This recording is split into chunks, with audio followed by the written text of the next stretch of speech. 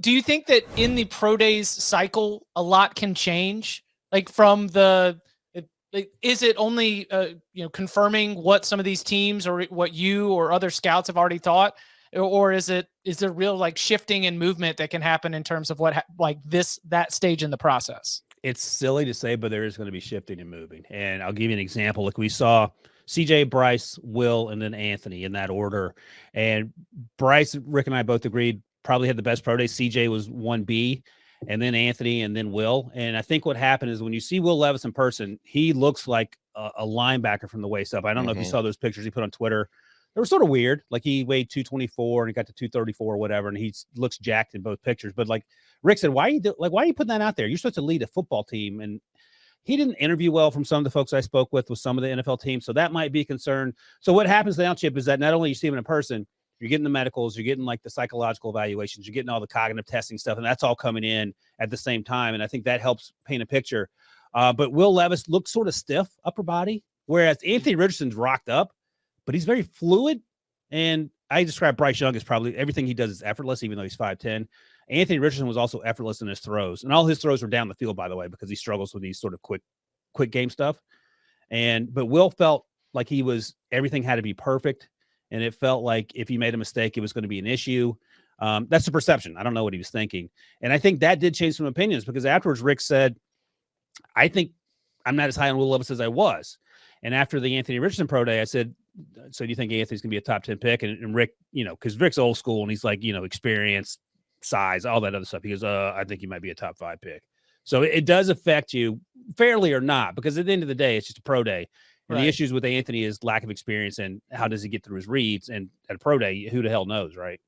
Yeah. From the people I talked to, I've been hearing a lot of the same kind of stuff between Levis and Richardson. Like everybody is in that young Stroud kind of 1A, 1B. They have different preferences. Like, there's concerns about Bryce's size, but other than that, they think he's perfect. There's concerns about Stroud's, improvisational skills. But with Levis and Richardson, it has been over the last month, everybody I talked to, Levis is slowly dropping down in the eyes of most, and Richardson keeps climbing higher and higher. And like you said, Rick told you, I wouldn't be surprised if he's a top 5 pick at this point either. Hey, can I ask Bud a question? Yeah. So, Bud, what's the thinking when Will Levis is 23? He can't beat out Sean Clifford. And look, you can make the argument that Joe Flacco couldn't beat out Tyler Palco either. I get that, but that was in 2008. Is there a case to be made that Will Levis is going to be okay as an NFL quarterback? Or are there concerns going back to coming out of school in Connecticut and transferring? Or like, what's the thinking? Because I don't know really what happens before they get to the NFL in terms of how these players are viewed. So, I mean, just from what I saw in Kentucky, I thought Kentucky's offensive line. You guys hear me okay? Chip made a face. You guys got me? There you go. All right. So I had yard work done, and they cut my fiber optic cable. So today between 12 and 4, they're supposed to be fixing. So we're living that hotspot life. Ryan Wilson pulled up on my phone. So I'm usually got the screens you can see. Like I moved my office to this little loft thing we had in our house, which is like why I'm always super zoomed in with my cool background. You can see everything else in my office. It's like, I don't know, it's 8 feet wide, maybe. All right. So yeah, we're struggle busting this thing today. If you want to cut me off, cut me off. I think Kentucky's offensive line just straight up sucked this year. Right. Yeah, they did. Kentucky's offensive line was hot trash. Like they were very bad. And I thought their offensive coaching was poor, right? Nick Saban came and jacked their really good offensive line coach. I don't think they replaced him as well. They lost their OC to the Rams, and I don't think the replacement was very good. I still saw like a lot of good plays by Levis that he made, and I thought he maybe should have shut it down, I guess, at times when he was hurt. But yeah, I mean, I think there's a bit of a concern that he gets beat out. But at the same time, like Justin Fields couldn't overtake Jake Fromm. Played for Georgia. Yeah, it was I'm guessing out of the league or not, certainly not a factor in the league. Yeah, he's out. I like all. Yeah. I like all 4 of these guys better than anybody in last year's class, I think. Is that your read on it too, Ryan? Like, is this? That's serious. Like, do you like Levis more than you like Pickett? I didn't like Pickett coming out. Yes. Like he was my QB 3 or 4. I love Bud. Like Bud is like Max Headroom right now because he's working on 25 pixels. I feel terrible, man. If I kill the camera, is it better? Should you just go Avatar? I don't Let know. me see. That's No. No. All right. Super Bub 64. Super Bowl 64. This is amazing. Oh, man. I love this. Hey, it's rare that you get to see Bud smile, so I like to see Bud smile, even if it's at his expense. So this is great. Oh, man. But I was going to say, to answer your question, Fornelli, no, because I didn't like Kenny Pickett. I don't like to brag about it, but Matt Corral was my QB1 a year ago. And apparently the off-field issues I didn't take into account as much as probably I should have, and they're going to draft a quarterback, so his future in the NFL is interesting. But Kenny Pickett was older. I thought his 2021 tape was okay. His 2020 tape wasn't great. Jordan Addison was a big part of the success he had. But look, here's the other thing. You don't know. It's hard to predict. Number two, if you go to a good system, you might have success. He went to a good system. The Steelers struggled early, but they figured it out. Brock Purdy is the ultimate example, of course. And you feel like if Will Levis went to Kyle Shanahan, they probably win 12 games next year just because it's Kyle Shanahan. And it makes you wonder, why do other teams struggle to have the infrastructure in place? Now, Kyle Shanahan's he's a genius, whether you like the 49ers or not. But why is it so hard to get the infrastructure in place to support a quarterback? Because you feel like any quarterback, you throw him on the 49ers, he's going to have more success there than he would anywhere else. Maybe the Saints with Sean Payton. We'll see what happens with Russ Wilson now that Sean Payton's there. But I wasn't a huge Kenny Pickett guy. I didn't like Des Ridder because he struggled with accuracy. Who else? Oh, Malik Willis is basically Anthony Richardson, but 5'10" and less experience. And, the list goes on and on. There was a quarterback. Oh, Sam Howell. Sam Howell actually liked, and hopefully he has success this year. I was surprised he lasted the 5th round. I never figured out why. That offense at UNC, you guys know better than I do, is sort of weird anyway. So sometimes it's hard to project what you're doing in a simplified offense when you get to the next level. And he played one game last year for the Commanders. I think he looked pretty good. He'll get an opportunity this year, it feels like, unless they draft a quarterback. But this class, Bud's exactly right. I mean, these 5 guys might go before Kenny Pickett goes off the board if they were all in the same group. Was it that Sam Howell doesn't eat? I'm sorry, what's that, Bud? 5 guys. You said 5 guys. Like, sorry, 4 guys. Four. You're right. Okay. 5 guys last year. That's right. Was it that Sam Howell doesn't eat chicken or only eats chicken? Because I bet you that's what impacted his He had draft. never had a burger. It was there we go. Yeah. Well, that's why. Well, the milk in the coffee thing means you're not getting drafted then. Mayonnaise in the coffee. Mayonnaise, yeah. Milk is okay. Milk's okay. I put milk in my coffee. I should be drafted. Yeah. Yeah, I mean, the mayonnaise thing is kind of weird. I would consider that a character red flag. I don't know. Like, maybe you could talk to Rick about that, because I don't know how front offices view that. But me, I just feel like that's terrible decision making. It's weird. It's weird.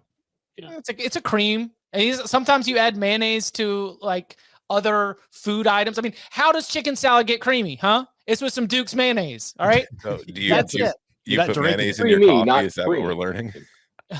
No, I don't. I'm black coffee always. All right. So this is a question from JR while we're sitting here. And again, if you're watching live, we do appreciate it. Smash the subscribe, smash the like. If you got a question for Ryan, throw it in there. We will pepper them throughout the show and collect a bunch here at the end.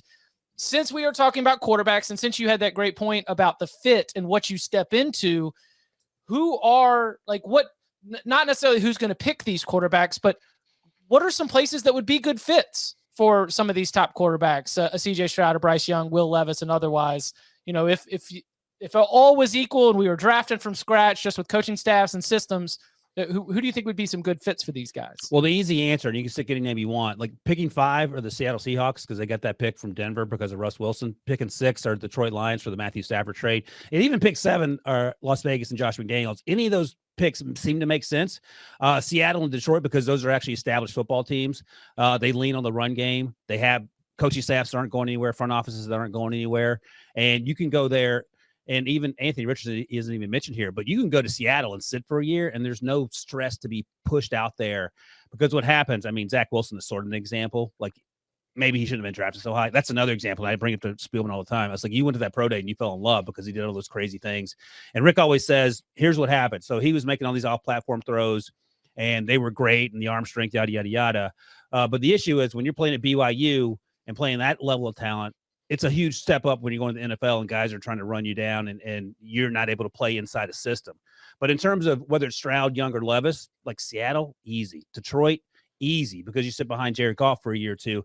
And Vegas would be interesting to see if Josh McDaniels could take the next step with a quarterback that wasn't Tom Brady. He's supposed to be able to do that. Got rid of Derek Carr. They have Jimmy Garoppolo now. We'll see what happens there.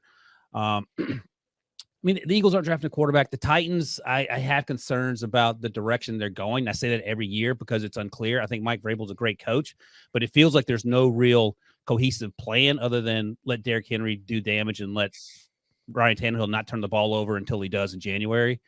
The Patriots are interesting because there's reports that Bill Belichick and Mac Jones aren't on the same page. I don't know. I can't understand why Mac Jones would be pissed off that a defensive coordinator would be calling plays terribly for him and sort of sidelining his career early on.